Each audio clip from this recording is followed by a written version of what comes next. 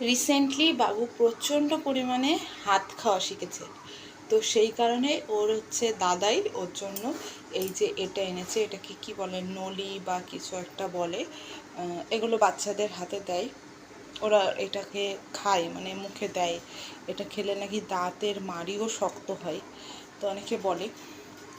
আর এই জিনিসটা আমারও ছিল ওই বাড়িতে, তো এটা এখন ক্লিন করে, ভালো করে ক্লিন করে ওকে দেব।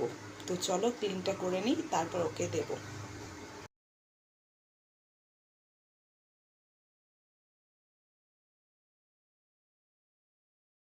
এই যে,